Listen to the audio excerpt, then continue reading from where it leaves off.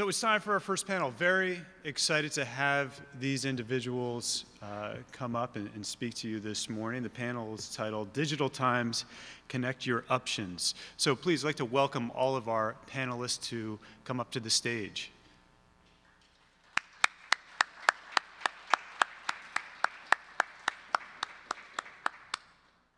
So I'm just going to briefly introduce our panelists. We have Miguel Paloma, CMO from Red Ivy Studios. And we have Ellie Pilgrim, Global Recruitment Lead from Bloomberg LP. And of course, our moderator, Dr. Paul Bailo, who is Global Head of Digital Strategy and Innovation at Infosys Digital. I'd like to share a little bit of background information about Dr. Bailo. Paul has garnered deep career success in multiple fields, along with an outstanding industry reputation in important executive roles as digital innovator, strategic thinker, change agent, creative entrepreneur. He has built and led top-performing teams, startup entities, and world-class organizations. His background in digital transformation, digital communications, emerging payments, operational excellence, data-driven decision-making, and ongoing product innovation is unparalleled. His blue-chip background encompasses MasterCard, American Express, GE, Citibank, Federal Reserve Bank of New York, New York City Transit Authority, and New York City Department of Transportation. Dr. Bailo has held executive management positions in digital marketing, managerial analytics, mobile payments, SEO, SEM, customer insights, and emerging payments with multiple innovative market leaders. His strong business expertise and technology capacity encompass startup organizations, general management, business growth, and branding strategies. Collateral to his business impact, Bailo teaches as adjunct executive graduate professor in applied analytics here at Columbia University. He served as an executive advisor to the governments of Nigeria, Saudi Arabia, and Abu Dhabi, as well as the Central Bank of Nigeria and Drexel University. Bailo also acquired unique 8 U.S. patents. In recognition of his diverse market knowledge, Bailo has frequently been the keynote speaker at Yale University School of Management, Google, and CMO 100. He was a product fair winner at the Cambridge University International Marketing Technology Competition. Bailo is a published author with 2 industry books, as well as many original business articles and presentations. He has been featured in the Wall Street Journal, Time, Forbes, Fortune, CNN, Money, CNBC, Business Insider, and Bloomberg. And he's just really a regular guy from Queens, New York. And so I'm thrilled to be welcoming our other panelists. So please let me introduce them to you. Kelly Zheng, experienced consultant from Deloitte. Hi. Hi. Andrew Carlson, senior recruiter from Turner. Howdy. And Karina Vigo, local digital media strategist from Univision. Thank you all for being here. And Dr. Bailo, I'll turn it over to you. Great. So how's everyone doing? So what we'd like to do today is not waste anyone's time. So we want to get right into it. We don't want any fluff. We don't want any ego. We want to know how we add value immediately. So I'd like to do is start on the right-hand side and come across. And I'd just like you to introduce yourselves, and I'd like you to answer these questions. Number 1, what is your purpose in life? 2, what is your brand? And how many brands have you already had? 3, what do you love? So if you can introduce yourself and answer those 3 questions as we come along so the people in the audience can really get to know you, and then we can really dig into it. Because the goal here is to really add value with this outstanding panel, right? So we don't want any fluff. And I'm really a middle-class kid from Queens, New York. I'm a street kid, so we just like to just get into it, okay? So start on the right and go across. Hi, everybody. I'm Karina Vigo. What was the first question? My purpose in life is honestly to have a balanced life, professional life and personal life. My brand is me. I never actually thought about that question, so I have nothing there. What do I love? My dog, my career. I do love my job very much. And I love being here. Good. Outstanding. I'm Andrew Carlson, senior recruiter at Turner. I support mostly ad sales, but I support a variety of other functions. Occasionally get to hire copywriters and producers and other fun stuff too. What is my purpose? I love, and in all of my jobs, I just love finding great homes for people career-wise. When you get somebody into a job that they are fired up about and they're on board about the mission, it's really fulfilling. So that's, I think, purpose-wise, what gets me to wake up in the morning. Sure. As far as brand, I want to show off the brand of living out that purpose. I want people to come to me because they want career advice and they want to know what to do next. And so I want my brand to be one of like, hey, I'm here to help you. So that's what I try to portray out via social and other means. And then lastly, you said, what do I love? Mm-hmm. What do I love? I love, right now, absolutely love my job. I have the best job in the world. I get to push. Maybe some competition on this. I know, I'm sorry. But I love what I do. I'm very bought into my company and where it is that we're headed. And so I love being able to support those executives and leaders and pushing the company in a certain direction by bringing on amazing, diverse talent that are bought into where we're going. Great, fantastic. Gosh, I don't know how to follow that. So we'll start with purpose, brand, and what do you love? Yeah, and I probably won't admit to hating my job. I'm Ellie Pilgrim. I am a global recruitment lead at Bloomberg. I believe in my career, my purpose, and I once had feedback actually from a evaluation. I was probably too business driven, but I really believe that companies are successful on the back of the individuals that they have working for them. That is what determines product, that is what determines success, that is what brings ideas to the table. And whilst we're living in an age of robotics, I genuinely believe it's the people behind it that make organizations successful and really who they are, whether that attributes to culture or business line products. So I really think my purpose is to drive a worldwide strategy of making Bloomberg as successful as it can be and surpass its expectations. What is my personal brand? I struggle with this because I don't believe that the world is about me. My job is as a caveat for talent and my businesses. On a very personal level as well, I probably wear 50 different hats between being a mother and suffering from imposter syndrome and being a Brit and having spent all of my career in Asia and I'm not quite sure where my home is anymore. So I struggle around sort of branding, but I think really it is about becoming unique and being that individual with authenticity that can connect with individuals and believe in them and be aware and make that work through a recruiting process. And what do I love? I love opportunity from a personal level. I started my career in recruitment, which was really sort of hustling with a phone without being able to connect the dots on a worldwide basis.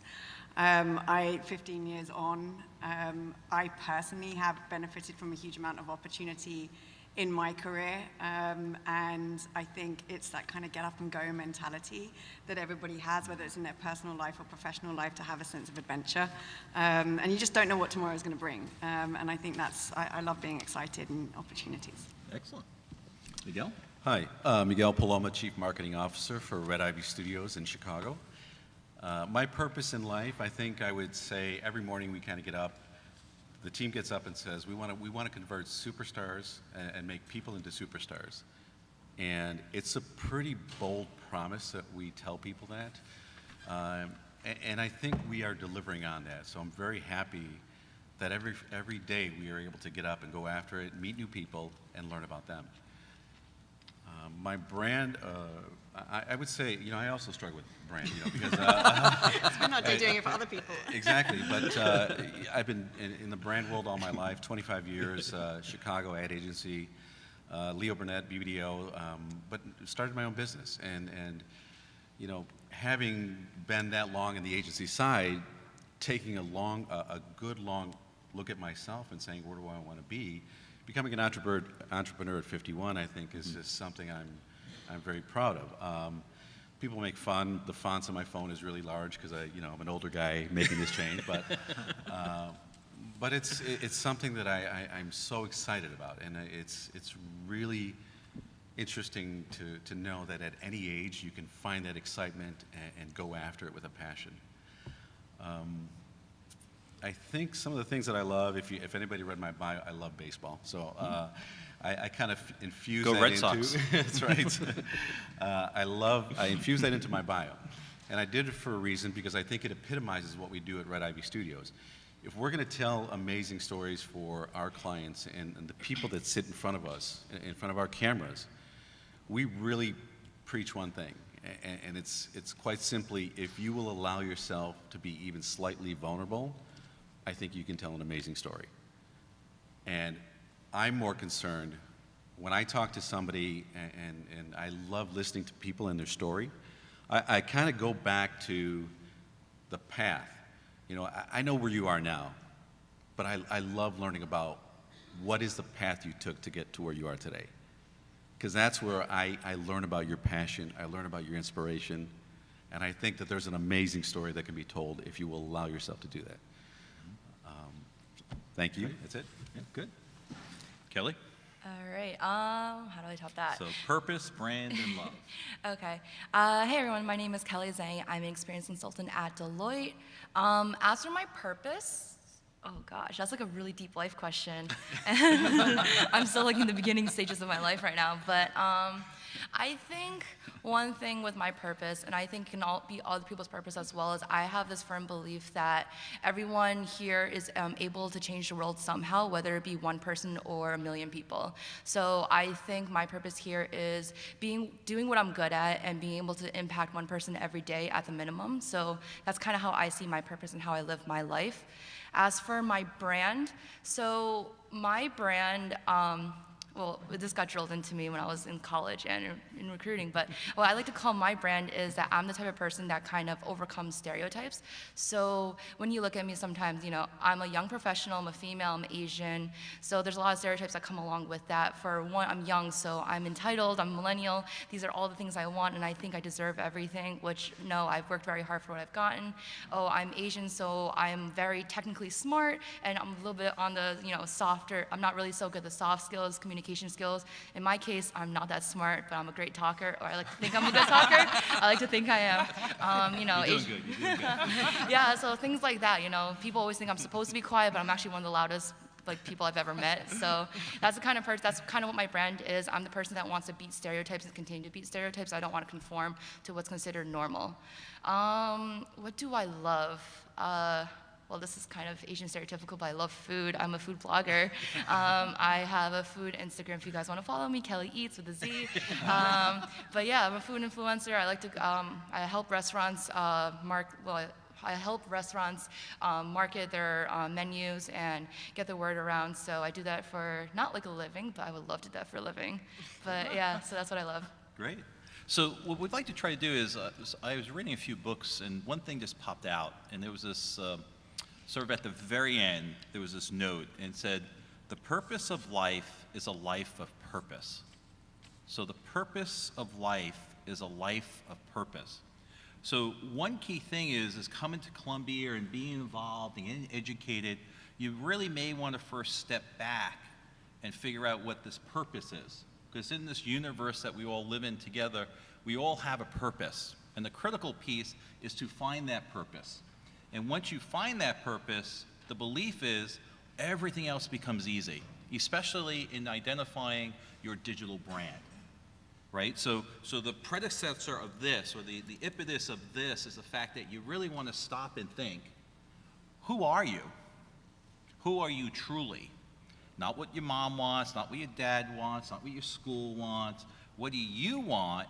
And take ownership of that life that God has given you and find that unique purpose. And once you find that, we will brand you. So let's go across. We'll start with you, Kelly. is what do you think are the biggest mistakes of branding for young people starting out in their career? So I can go on a rant for this one, but the thing is for this one, I have a very firm belief on this that I notice with a lot of students, what they do is they have a dream job or a job that they really want to go to, and then they start modifying themselves and changing themselves just to fit that role. I think what's really important is that, you know, this is corny, but there's 7.5 billion people on this planet and there's only one you, so you should be you instead of trying to be someone else. So I think that's the thing. Everyone should continue to really work on their strengths, do what they're good at, what they love, and then that will bring out their brand as opposed to try to conform and try to be someone like somebody else. So that's my belief on that. Miguel? Well, I'm a big believer in the message. I think technology has become an elixir. People love how far and how fast you can get a message out. What we do is I love slowing it down and telling your story. I want to know about your experiences because those are really the things that are going to shape who you are today. So as much as we have the technology and everybody loves the fact that they can use it for new features, I'm basically about, tell me about where it started. Tell me the point you were passionate about what you're doing now. Because if we can do that, I think that's going to really define who you are for the rest of your life. Mm-hmm. Miguel, can you just speak a little bit about finding that passion potentially? Well, sure, that's a great question. Finding that passion is really about, we're the product of who we are and where we were raised. My own profile, I mentioned that I'm from Chicago South Side, a steel mill community. And I think that's very important to me because I've had a very successful career in advertising. But when I go back and talk to my family and my sisters, and they kind of keep me grounded. And I need that grounding because if I'm going to listen to other people, I need to know that I'm here to listen to you. So it really, I mean, through hardship, through accomplishments, these are all things that shape who we are today. And that's why I'm really excited to learn about people, the path that they took to get there. Great. Ellie? I think it's so hard. I think there's so much confusion out there around branding and how do I brand, and you know, we see it every day where, you know, there's a lack of sort of, I guess, even genuineness around how people are showing up.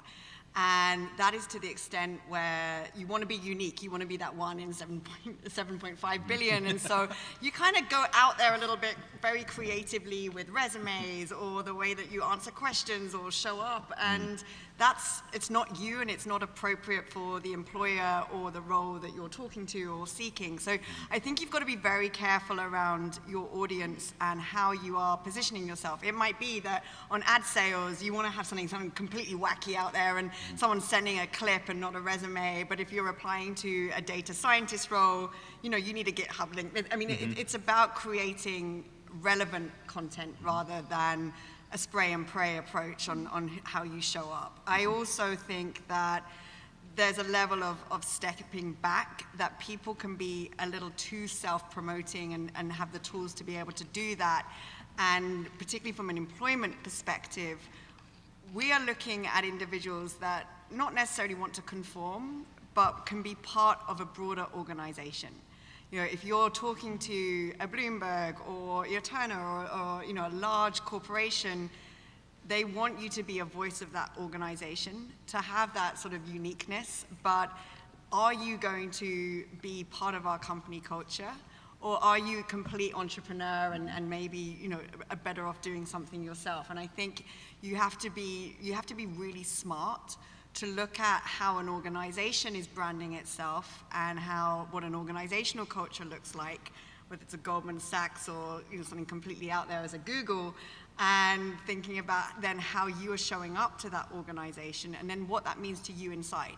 Because you can only fluff so much to then come out a cropper sort of through interview processes or through even sort of who you are.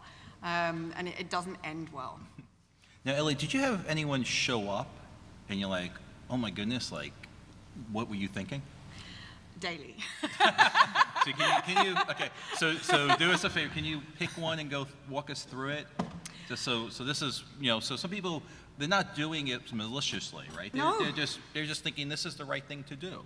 So one is, tell us one of those stories about what happened, and then try to educate us on what is the right thing to do. I mean, look, I think, you know, where we feel comfortable is around our own subject matter. So, you know, let's say, I mean, we've had people that have applied for a role as a product manager. And, this is, we really want to make sure that we hire talent. We're not really particularly caring about amount of years of tangible working experience. If someone's got solid experience, we want to have a look at them. And, so somebody sent across, a huge amount of proprietary information as well as their resume. And their resume was sort of all built out like how they would run a project in terms of project milestones. So, it's the first kind of thing that, that you've got a recruiter there trying to read in between, like, who is this person versus a PowerPoint that they've probably stolen from Deloitte? What are they? What they're trying to get ahead of I don't know, another 400 applicants, but it's gotten to the point where it's really confusing because there's a judgment piece there that they're sharing proprietary information to us, and second of all, like we just want to know who you are and what you did, and we can verify, the sort of I guess the soft skills from there. You then get this person on the phone and there's a huge amount of kind of buzzwords and greatness and excitement and tangible sort of projects and employers and, access in there, but they can't explain it. They can't talk through what's on the paper. So what does that mean they can't explain? Like, is it like a fake? Is it like... I don't think it's fake, but I think like Trump? people... Is it like... I've been told by Bloomberg to abstain from political views. And I really need my green card, so I know this is streaming live. I think it's more that, you know that you're in a competitive job market and employers are looking for a sense of ownership and accountability for projects and things that you've been involved with. So the best way to do that is then to kind of big up a little bit about what you did do and potentially, how much money you saved or, what your role was on that project. And we even see that kind of stemming into academia. Right. And actually, what we care about more, how do you work as part of the team? Because we're not hiring you to run a department, we're hiring you to be part of a broader team. Right.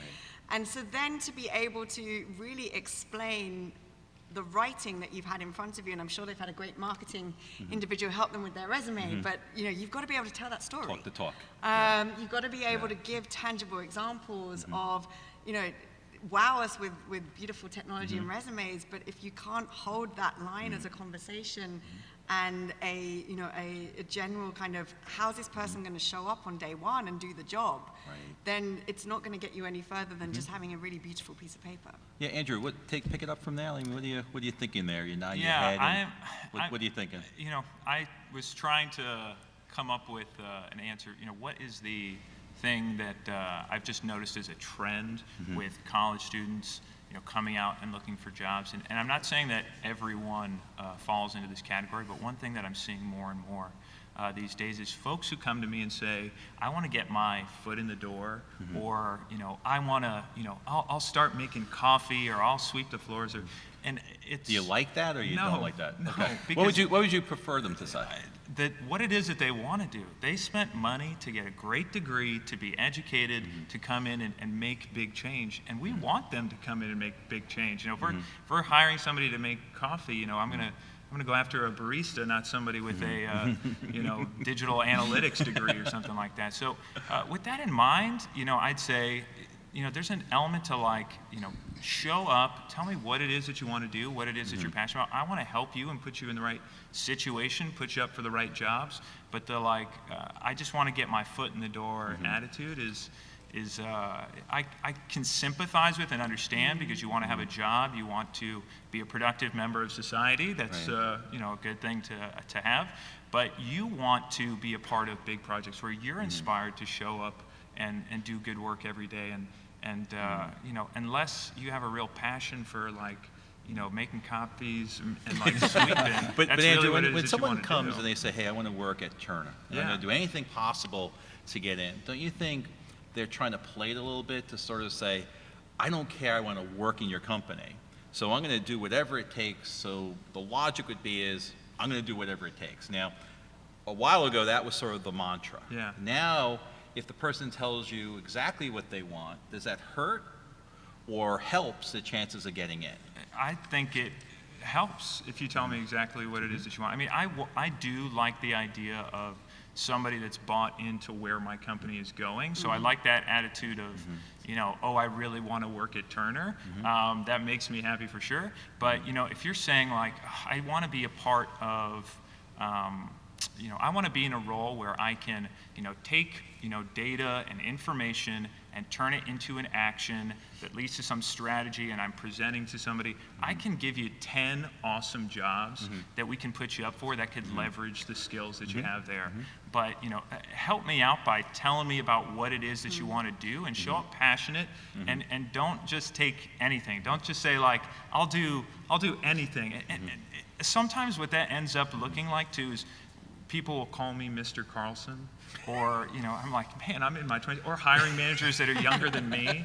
I'm like, no, you belong here. You belong here in your passionate self doing what it is that you want to do. So tell me about what it is that you want to do, and we can work together to put you up for positions that make sense. Great. Karina, do you want to piggyback on Andrew's? Yeah, I actually completely disagree with Andrew. I think I think it's when you have somebody who is very passionate about the company, it kind of, and this is from my personal experience because I started at the very bottom and I took that position, and I feel like I've come a really long way, and I would like to give somebody else that opportunity as well. Great, great. So let's talk about, how do you find this drive and passion in the digital branding space? Like, how do you, when you're seeing someone, how do you, before they come in, before you talk to them, you're going out on LinkedIn, how do you, like, what are you looking for? I think it's very difficult to kind of brand yourself digitally.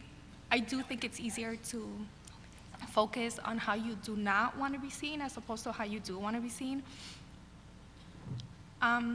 Yeah, just in general, I think it's really important to Google yourself. Before I hire somebody, I always Google people. I always go on LinkedIn.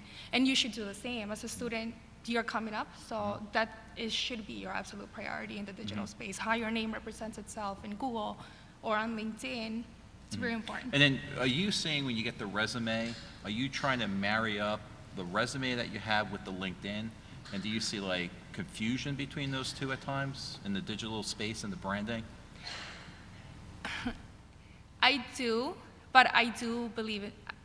If I feel a resume is very strong, I will give you a second chance to explain yourself. Okay. But like she mentioned, if you come and you can't really explain yourself or your experience, then that's a bigger issue that you Kelly, have to work on directly. Great. Kelly, you want to pick it up in terms of that idea, if you have someone in front of you and you see the resume and then you see the LinkedIn and the digital branding is sort of mismatched. Have you encountered that? So one thing is I'm actually not in the recruiting space, so I haven't, I guess I don't receive resumes for Deloitte. But I can talk from the perspective of, I run this national organization called Ascend.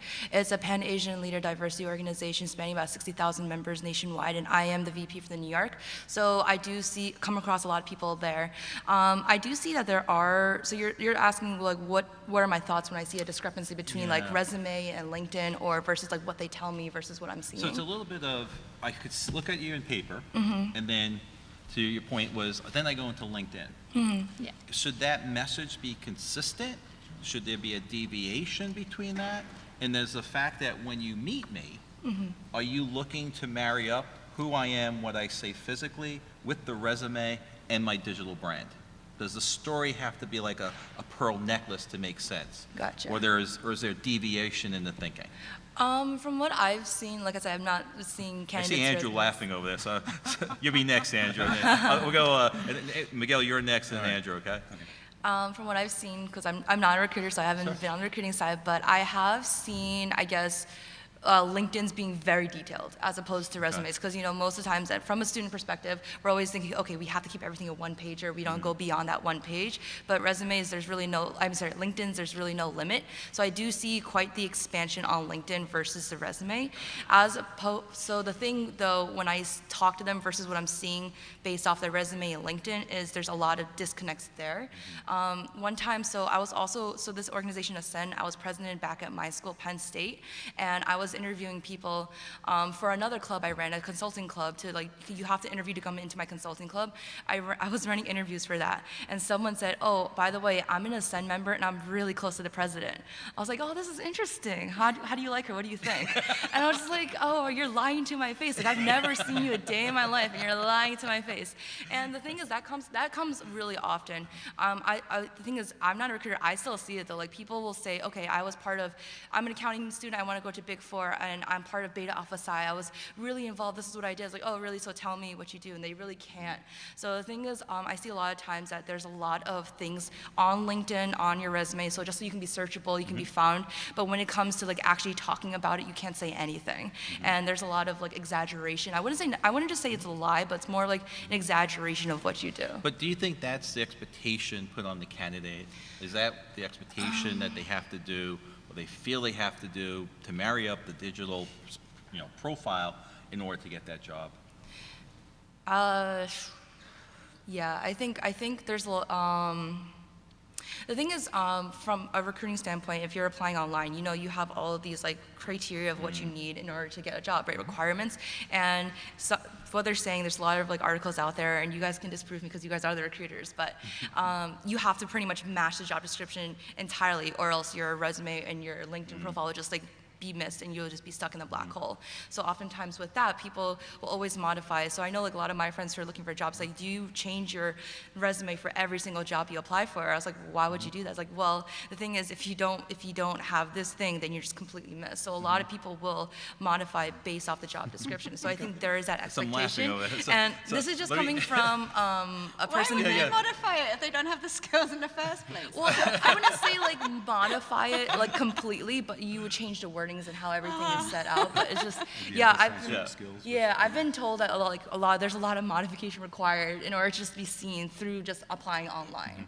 Miguel, You don't need to do the system. Let me get Miguel into the conversation. What do you think? Well, I think we're basically showing that we are looking. We are looking at who's applying for positions. And I think there's a shift. I think there used to be a time when you would look at the resume, make sure the skill sets were there, and when they're looking at your social profiles, it's really to validate who you are. People say it's digging for dirt or whatever, but it really is a validation. They want to see something that connects with here. The other most important thing is they're looking for your people skills.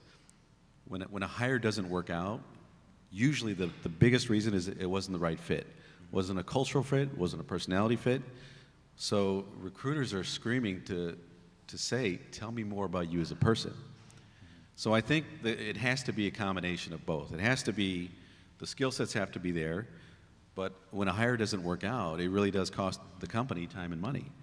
So if they're asking for that information, give it to them. Make your social channel and platform a combination of both who you are as a person, because you can't deny that, but also maybe some of the things that you're doing that are giving off that positive energy, because that's really is what's going to attract their attention to you.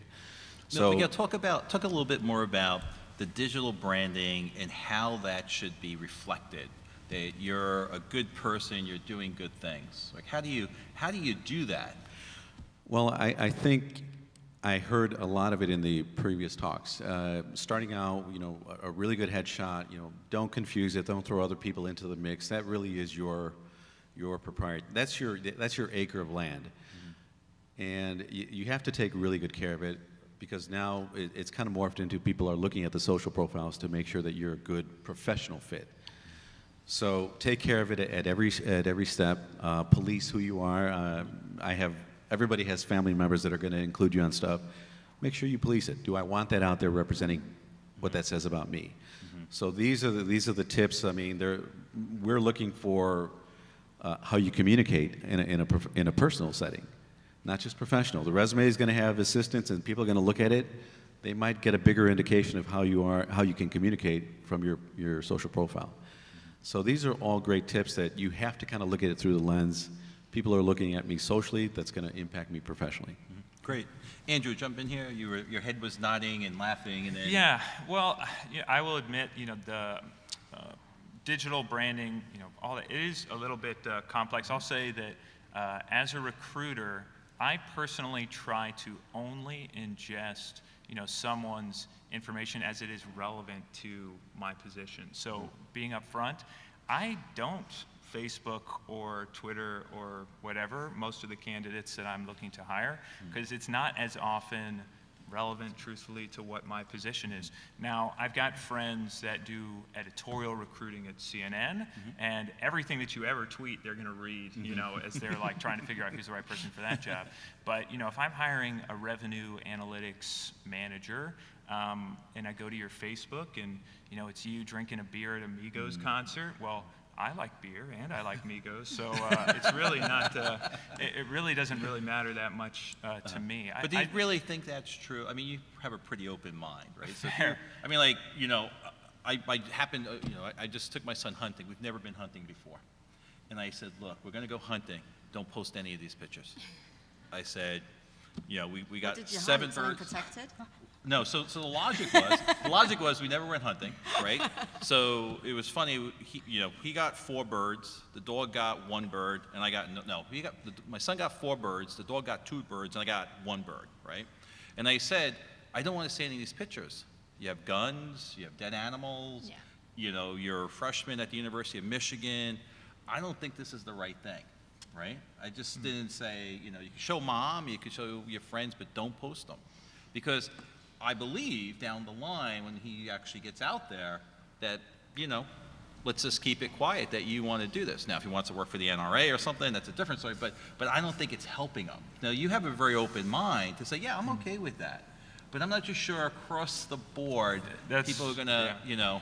Listen, that is totally fair, that, you know, to keep yourself open to people who may have, you know, different feelings about, you know, what it is that you do outside of work, you could keep some of that off. I guess my hope is that for all the recruiters that are watching this out there, that they're re-inspired to let people be themselves at the same time too, because I don't need to, you know, I want to find all the information about somebody that's relevant to my job and you know, them representing my company, and that's truthfully going to be different for each position.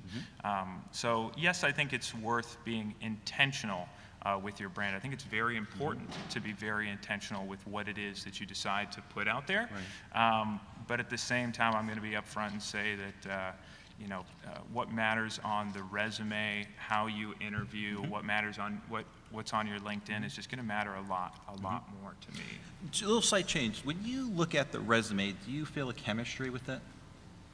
Like, in other words, when someone walks into a room, you sort of feel that chemistry. Do you get the feeling that you could decide right there and then before the person even says anything to you? Oh, absolutely not. No way. No way.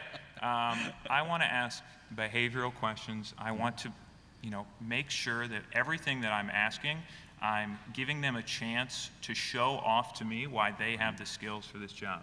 And even if they answer that question in an incorrect way, let's say like they don't answer all the parts of that question or something like that, you know, unless, you know, I'm hiring them for a job where they're going to have quick answers to questions or something like that, I will go back and ask that question again and say, hey, you didn't cover that second part, just want to verify, you know, that you've got the skills for the position, and give them the chance to you know, talk to me about it again.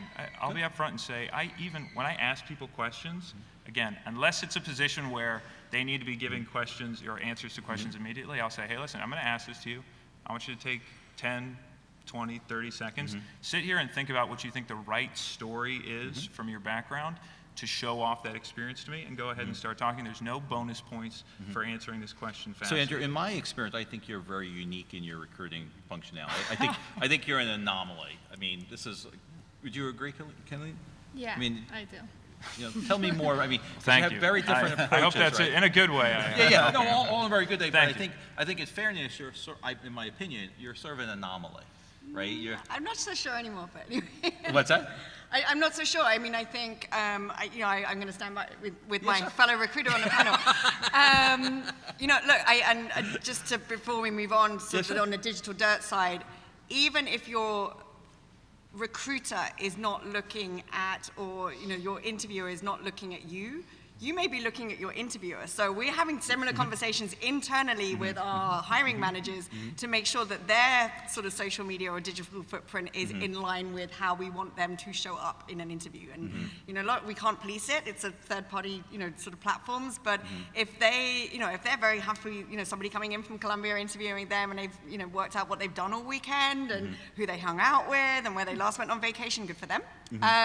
But it might be something you might want to protect a little bit more and come across as maybe you want to contribute more to open source. Maybe you want to share more about your department via LinkedIn. So we do, if you put it on the other foot, it's really important to look at how your companies and how your hiring managers and how people that you aspire to work for are also showing up on that platform.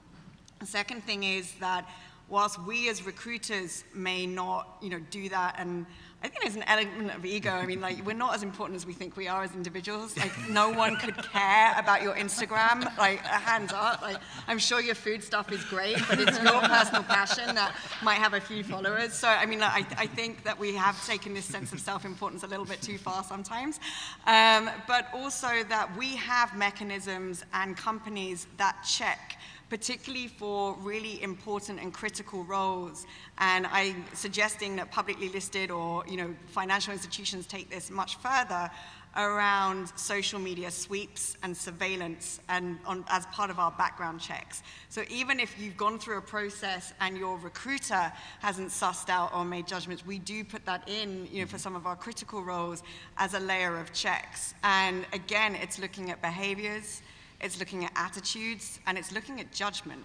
And so, you know, I think, you know, for us, it's really key that we bring people in that are going to represent Bloomberg's core values. We do not want people that, you know, have made what I would deem as offensive remarks against, you know, protected classes or, you know, have polarized views on politics, you know, that advocate the use of guns. I mean, we can't have a company founder that's spending, you know, millions of his own money against, you know, a huge amount of causes, and we bring somebody into the organization that stands against that. So on a serious note, even if it doesn't factor in as part of the recruiting process, it may bear in mind sort of some of your job offers. And there have been instances where, unfortunately, offers get withdrawn through those background check processes. So there we go. Miguel? Yeah, just one point. I mean, we've been the question was about our digital brand, digital identity, and I just want to make sure that we confirm it really is your personal brand communicated across a digital space.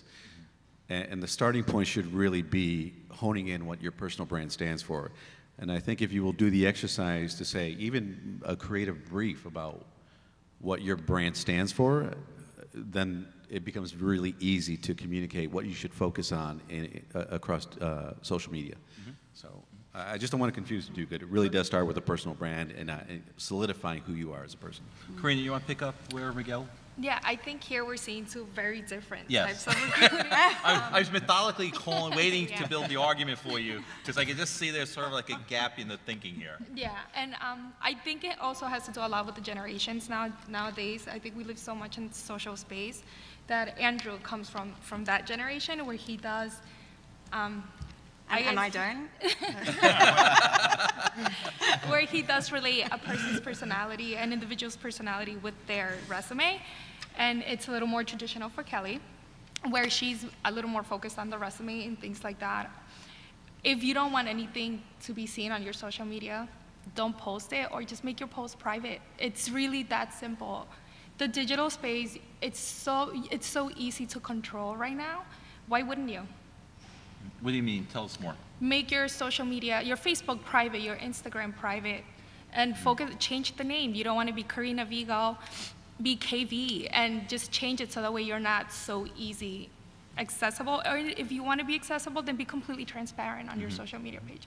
What would you tell everyone here are the top 3 things they should never do in digital? If Don't they're out drink looking and for work, or what would you say? Like, would it be the top 3 things? Don't drink and tweet. Don't drink and that. tweet. Okay. Yeah.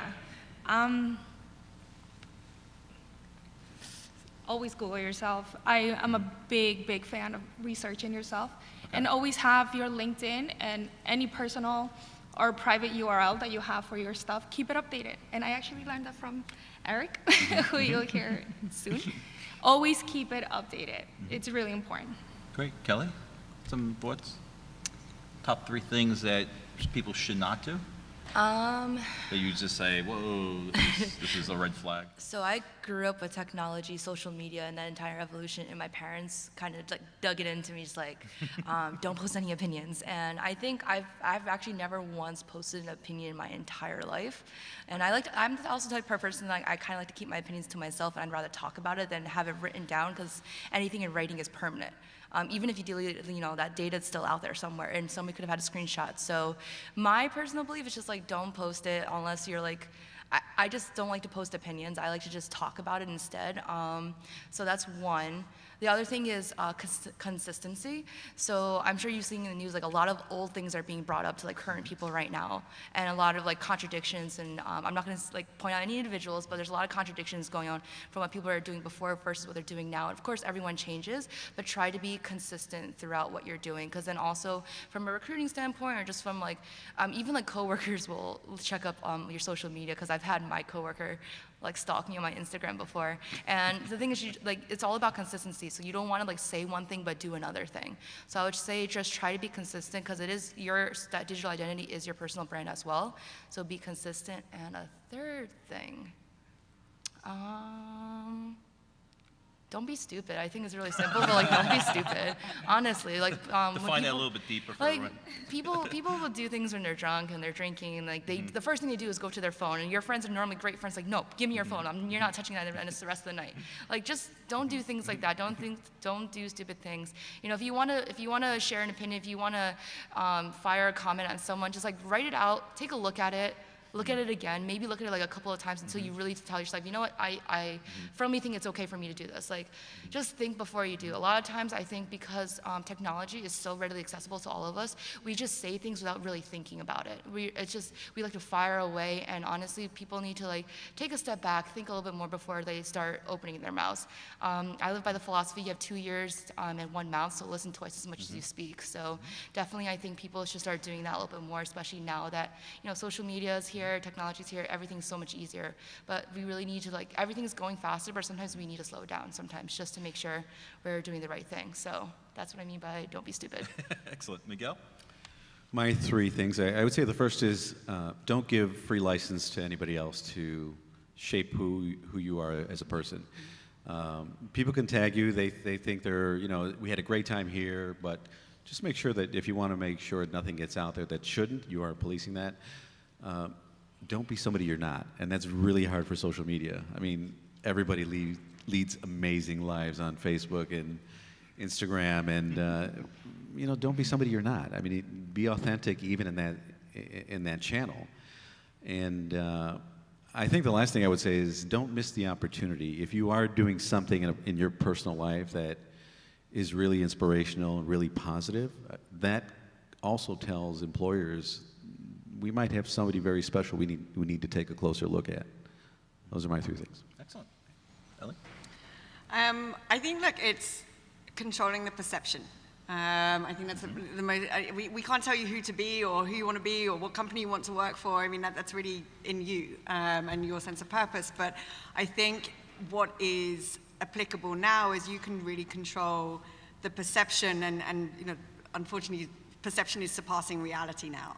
I think the second point is use it to your advantage. I mean, this is, the ability to, be open and network and show up online is a huge benefit to these generations that, you're not reliant on your mom and dad's friends anymore. Like, this can move geographies, this can move socioeconomic barriers, this can really get your ideas out into the public domain. You don't need to wait for 15 years in your career to have something published. Like, you can get on there and go do it. And I think you can really use that to your advantage and think about platforms that are applicable to where you want to be, whether that is GitHub, whether that's open source, whether that's contributing to Reddit, whether, you can really show up and be discovered through some of the things that you can control online. So use it to your advantage.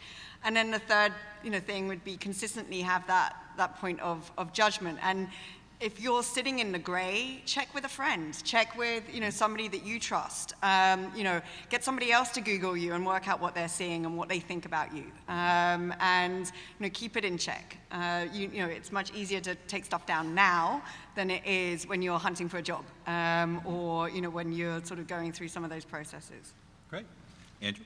All right, I'm going to go ahead and start with one that is, I know, everything I've said has been controversial, but I was keeping all right, I'm going to start with one that I think other people might feel differently about. I accept every single LinkedIn invitation, every single one. I see a head shaking there from our learned expert in LinkedIn. I'm sorry. I accept all of them, even if it looks like somebody that added me on accident, because I think they may have added somebody else on accident as well that I may need to get in touch with down the road. Okay. And now I'm one step closer to being connected with that person. So I accept all LinkedIn invites, and I think other folks should too, especially if they're coming from me. Secondly, too, is I'm going to double down on the keep your LinkedIn updated. For recruiters, we keyword search people, and I'll give you an example. Like integrated marketing is a phrase that could mean like 10 different things. And so if you don't have bullet points there, I may not be as tempted to reach out and connect with you or shoot you a message, because truthfully, I just don't know if that means that you're marketing across various platforms, if it means you're doing B2B marketing, etc. So keep your LinkedIn profile completely updated, add as much detail as possible, because that's how people out there are going to find you. And then lastly, I'd say make sure that you are intentional and that you're curating your digital presence. And as you do that, you can create an amazing, amazing brand for yourself, so that when I think of an area like esports, I know somebody that transitioned from traditional sports to esports, and now he posts a picture of himself with somebody at every single esports event that he goes to. He's talking about it every single day. Hey, did you guys see this match on the weekend? What happened there? And now just saying esports out loud, this person's face pops into my mind. And it's because they intentionally decided, you know what, this is what my brand's going to be, and I'm going to create a ton of content around it along the way. That way, recruiters at Turner and everywhere else, when they're looking for a marketer that's in the esports realm, it's the first first person that pops in their mind. So have purpose in terms of what you're doing in your digital space. Okay. You have that opportunity to build it and make it look like how you want it to do, and you really can pop into the heads of people when they're thinking about who they want for for a certain position, based on how it is that you build that brand out there. Great, excellent. Karina? I'm going to say exactly what he said. Okay. And if you have dirt that's out there that you can't take down, just overwhelm it with good posts. Make sure that your bad stuff is on page 5 and your good stuff is on page 1, because nobody's going to go to page 5. Great. So we could just one last point that you want to make to our audience, and then we'll take Q&A. We have about 5 or 10 minutes. Kelly, one last point that you want to make sure that you want to make? Can you get back to me? Sure. Miguel? Can you get back? No. Sure. I'm kidding. Okay, I think what we encourage and we highly recommend right now, hiring decisions, I think, are a very rational decision. Looking at skill sets, looking to see, and everybody in the room here knows how competitive it can be. If you can change that decision to be an emotional decision or a human decision, because that's really what people are trying to find out, if you are going to be a good fit within that company. So change the paradigm, make it from a rational decision. Everybody has the skills and everybody is really competitive, has the drive, but if you can turn it and make it a human or emotional decision, I think you're going to do just fine. So. Excellent. Ellie? I'm going to completely steal that. That's all right. It is a human decision. Only one person could steal. Kelly, you're still on the hook, all right? Right now, Andrew and I are still qualified because we need humans to make and advise around talent and hiring and people. And the paper and the resume and the online footprint is stage one. It's really about, thinking about the red flags and disqualifying barriers to get you all the way through. You know, people are getting funkier using algorithms, do keyword searches, and kind of bringing you to the top of the pile, so that's also important. But it really is about how you show up with consistency. I mean, we end up getting thousands of resumes for our entry-level programs, and so we've reverted to using online interviewing tools. So again, it's about the human. It's about you. It's about how you show up with your soft skills. So keeping it consistent and really kind of getting through those side of things. And remember that we're much more interested about you showing up on a day-to-day basis than a mainframe that's available on Google. Fantastic. Andrew? I'd say, you know, for folks that are coming out of college, coming out of master's programs, you may say to yourself when you're building your resume, you know, I only have, you know, 3 jobs or 3 internships. How am I supposed to, you know, curate my resume to build a brand that makes me the right fit for the job? And I'd say, yes, you may not be able to change, you know, what the actual jobs are, but you can change those bullet points to make it, to show off the skills that are the right fit for that job. So let's say you had a, you know, a social media, you know, community manager job, and you're applying for a job in, you know, project management or something like that. You can still talk about the deadlines, the calendaring, the handling of internal and external stakeholders in those bullet points to build your brand in such a way that it makes and draws that translation to the position. So again, that's my encouragement. You may say, man, I'm just kind of like stuck with you know, these 2 or 3 internships that I have, but you know, take a look at the JD and make sure that you're curating your presence on that resume in such a way that, the recruiter can easily see, oh man, this guy or gal does have the skills that make them a good fit for the job. Great. Karina? I'm gonna say, do not be afraid to reach out. You have to a couple of completely different types of recruiting here. And I think the worst thing that can happen is they don't answer back. Do not be afraid to reach out. I think we have so many tools nowadays where you can reach to people directly. And it's really important to keep yourself, to put a face to your resume. Like Kelly mentioned, a lot of companies are using a lot of algorithms now. Personalize yourself, go on LinkedIn, introduce yourself. It doesn't hurt. Excellent. Kelly? All right, I thought of something. So, so yeah, I mean, from what I was talking about previously, it does seem like, I can just say this right now, so it seems like I'm a lot more traditional on the private side, but actually, in fact, I have 4 Instagrams where I post twice on one Instagram, daily on all the other ones. I'm very active on social media and on LinkedIn. I actually am very, very active on LinkedIn. But I do want to say this, that it's always good to, you know, be active on social media. Your digital identity is great and everything.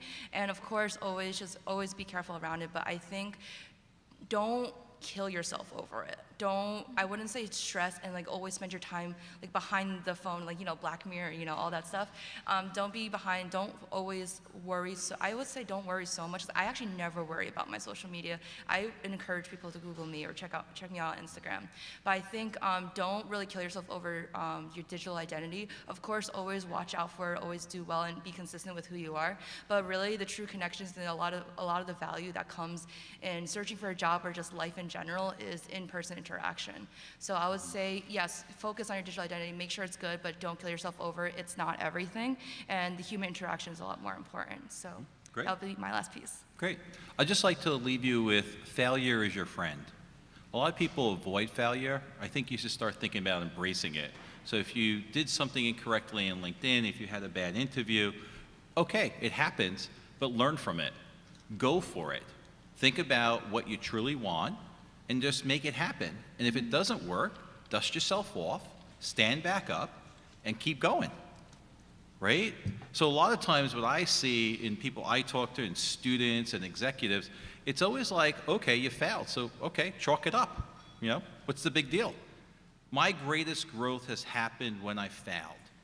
And I am a street kid from Queens, New York, which means if you're down, you're out, like you're gone. So the goal is always that you have to get up and dust yourself off and rethink what happened. Don't let it happen again, because that's just complete failure. But you are going to fail, so embrace it as quick as you can and learn from it.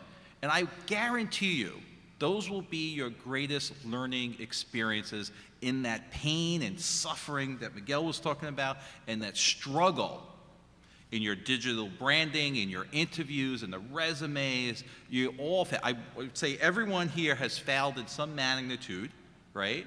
And the only way we got here is because we failed, right? But we were smart enough to fail and learn from it, okay? So why don't we do this? We have about 10 minutes. I was told to try to keep everyone on time. We have a bunch of mics if you'd like to just take questions, and also just call out the person that you would like to answer that question, if that's okay. We'll go from right to left. Hello, thank you to all the panelists. This question is for the recruiters. So right now I'm facing a personal dilemma that I took a career break to raise my daughter. So have you ever come across anyone that incorporates the motherhood into their branding? Or fatherhood, because there are men that take And career your first breaks. name again, I'm sorry. Charlene. Charlene. I'm happy to take this. I mean, it's actually, you're a commodity right now for a lot of employers. And look, you have to see yourself as commodities, you know, because that's really what candidates are. Just define that for everyone, okay? So when you say it, so is it motherhood as a commodity, or? There's a number of initiatives that, you know, I know that, you know, 6 major banks are doing, Bloomberg is doing, I think a number of media companies are doing, at looking at what we're calling career returners. So, you know, there is a huge amount of talent, you know, of people that might not necessarily be in the tangible job market right now. And there are a number of things. I think iRelaunch is a big organization that is I'm pushing. part of it. Wonderful. And we partner with, you know, to organize, you know, sort of in-house days.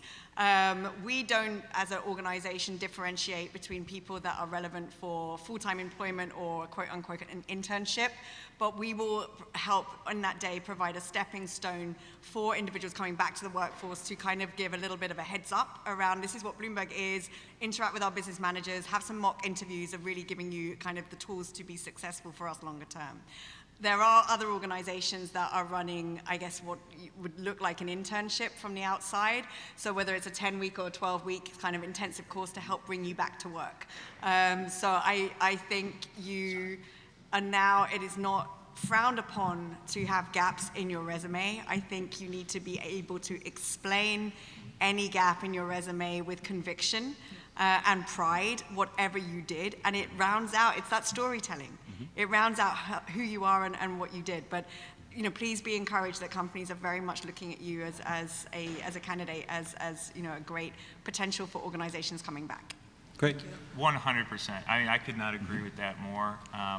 You know, I just recently hired for a senior director role in our portfolio solutions group, a working mother who had been out of work for just over a year, and it could not have been more perfect of a hire. She was smart and did include it in her resume, wrote right at the top, you know, hey, here's my story.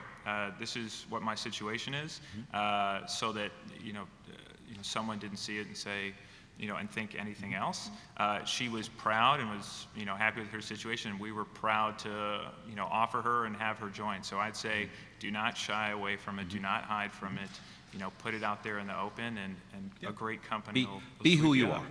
Yeah. Great. Thank you, that's Thank a you. relief to know that. Yeah, great. Just tell us your first name. My name is Elena. I'm studying strategic communication here at Columbia. First, thank you very much for the most interesting and inspiring discussion. My question is also for Andrew and Ellie. Everyone has been talking about the importance of soft skills nowadays, which really warms my heart because I'm in communications. But how do you assess such things as emotional intelligence, for example, from looking just at a digital identity? Or is it something that is addressed merely at an interview stage? Andrew, you want to take it, and Ellie packed in? Yeah, I'll admit, wow, that is hard. I'm not gonna lie. There are, you know, certain things that you might be able to show off in a resume that you might be able to say, wow, this person must have, you know, strong vendor management skills and can handle a variety of personalities if they had to juggle this, you know, 24 stakeholders through this project or something like that.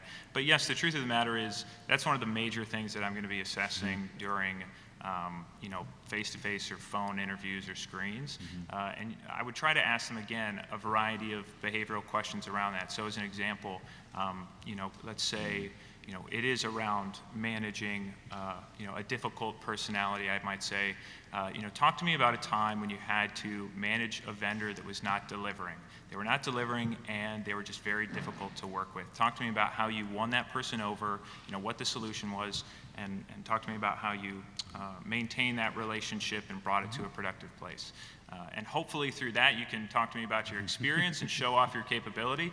But again, I will admit it's difficult to do via resume or via digital presence. It's hard. A whole market out there of companies pitching assessment tools, psychometric testing.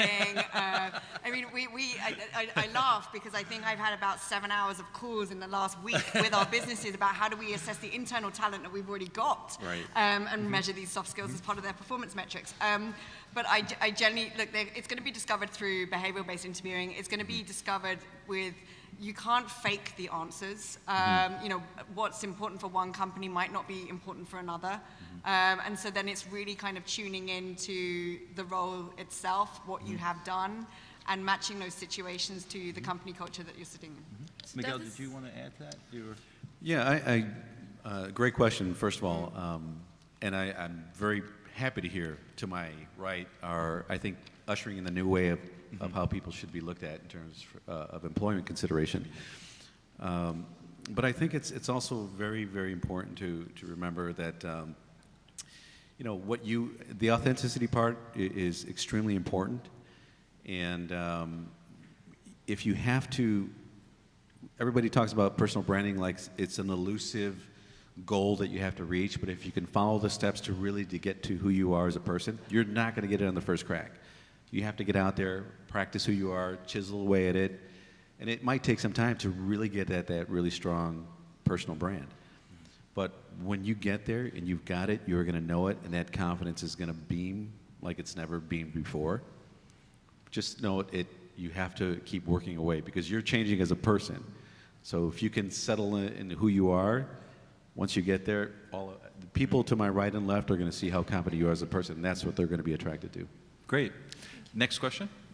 Hi, thank you for being here today. I'm Susan from Applied Analytics Program. So actually I have a question about one topic, the future of work, because I recently just read Deloitte. Like Deloitte, you are actually leading this topic. You have a lot of research about how actually the future of company will be more project-based that requires talents to have multiple skills beside their domain knowledge. They have to know more about the technology and also be good at communicating. But I actually want to know, is it really the case in other industries? And how about Bloomberg as a big company? What would be your, how does it affect your recruiting process and your recruiting requirement on the talents? So thank you very much. So Kelly, are you familiar with that one from the report? So so the report you're talking about is talking about how in terms of the hiring, we're looking at the technological capability as well as the soft skill capability that can be pretty much used as a general athlete across all boards, not necessarily like a SME, a subject matter expert. Is that what I'm hearing?